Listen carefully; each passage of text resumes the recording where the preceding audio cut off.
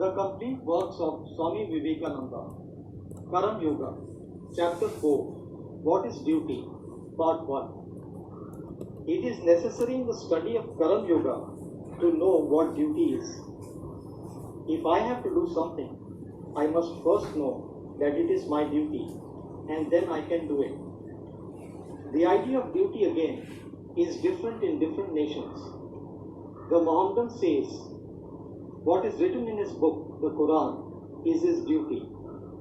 The Hindu says, what is in the Vedas is his duty.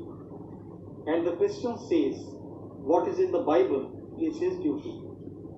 We find that there are varied ideas of duty, differing according to different states in life, different historical periods, and different nations. The term duty, like every other universal abstract term, is impossible clearly to define. We can only get an idea of it by knowing its practical operations and results. When certain things occur before us, we have all a natural or trained impulse to act in a certain manner towards them. When this impulse comes, the mind begins to think about the situation. Sometimes it thinks that it is good to act in a particular manner under the given conditions. At other times, it thinks that it is wrong to act in the same manner, even in the very same circumstances.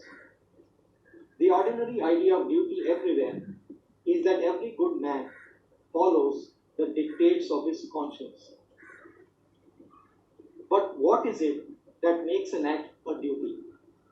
If a Christian finds a piece of beef before him and does not eat it to save his own life, or will not give it to save the life of another man, he is sure to feel that he has not done his duty.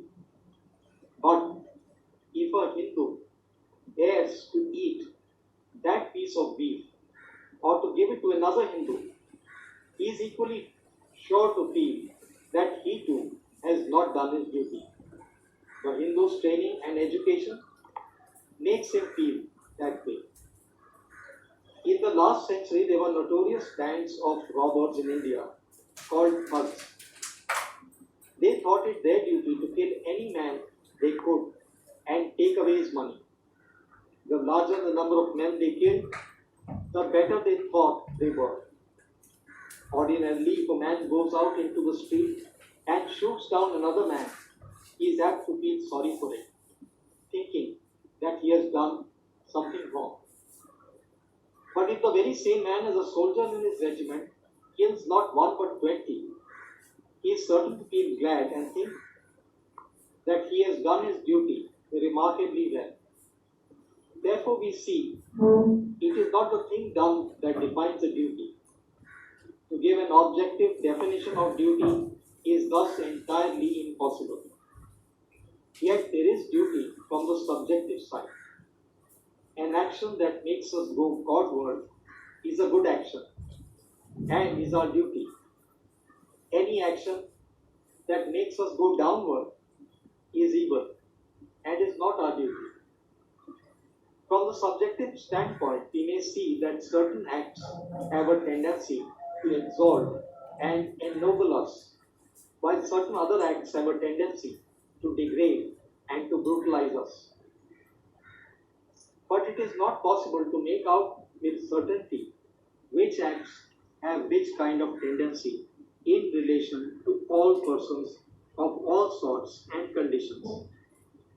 There is, however, only one idea of duty which has been universally accepted by all mankind of all ages and sects and countries, and that has been summed up in a Sanskrit aphorism thus: do not injure any being. Not injuring any being is virtue, injuring any being is sin. The Bhagwad Gita frequently alludes to duties dependent upon birth and position in life. Birth and position in life and in society largely determines the mental and moral attitude of individuals towards the various activities of life.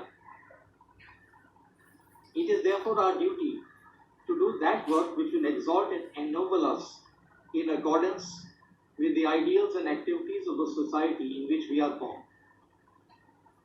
But it must be particularly remembered that the same ideals and activities do not prevail in all societies and countries. Our ignorance of this is the main cause of much of the hatred of one nation towards another. An American thinks that whatever an American does in accordance with the custom of his country is the best thing to do, and that whoever does not follow his custom must be a very wicked man. A Hindu thinks that his customs are the only right ones and are the best in the world, and that whosoever does not obey them must be the most wicked man living. This is quite a natural mistake which all of us are apt to make, but it is very harmful. It is the cause of half the uncharitableness found in the world.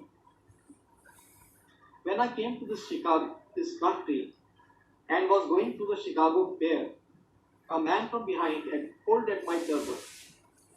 I looked back and saw that he was a very gentlemanly looking man, neatly dressed. I spoke to him, and when he found that I knew English, he became very much abashed. On another occasion in the same fair, another man gave me a push. When I asked him the reason, he also was ashamed and stammered out an apology, saying, "Why do you dress that way?"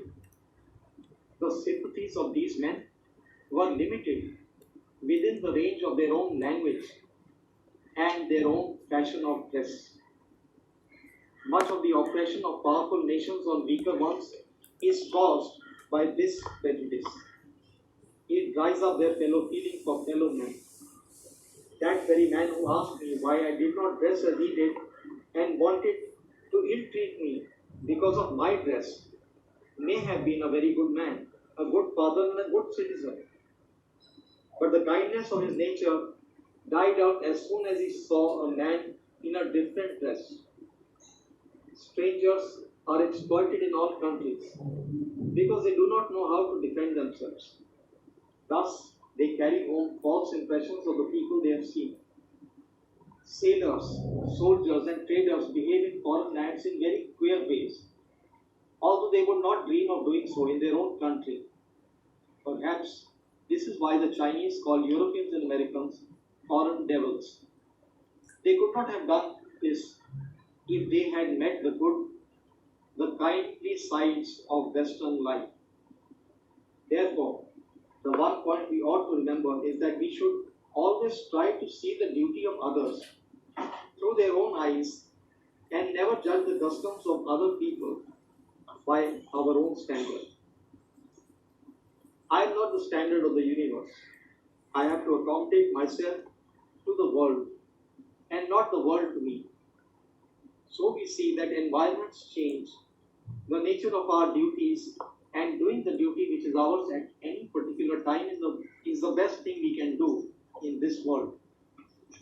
Let us do that duty which is ours by birth, and when we have done that, let us do the duty which is ours by our position in life and in society.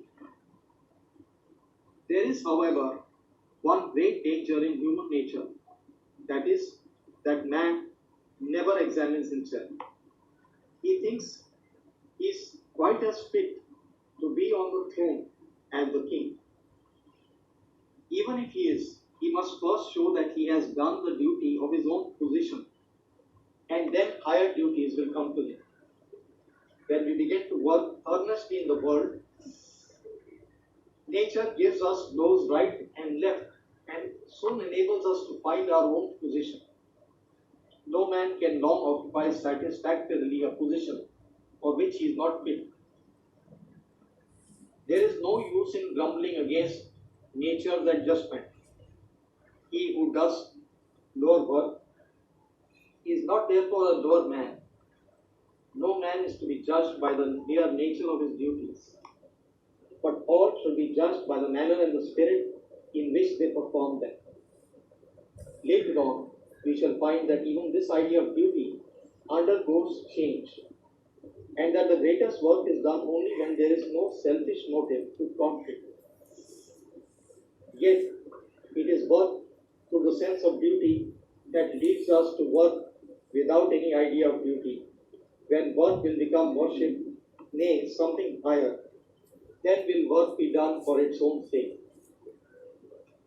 We shall find that the philosophy of duty, whether it be in the form of ethics or of love, is the same as in every other yoga.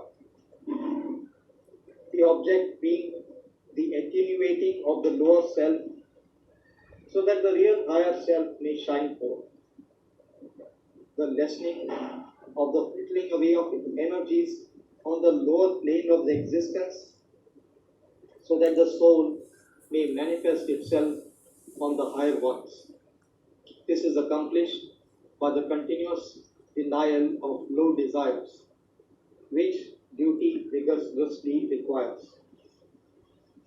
The whole organization of society has thus been developed consciously or unconsciously in the realms of action and experience, where, by limiting selfishness, we open the way to an unlimited expansion of the real nature of man.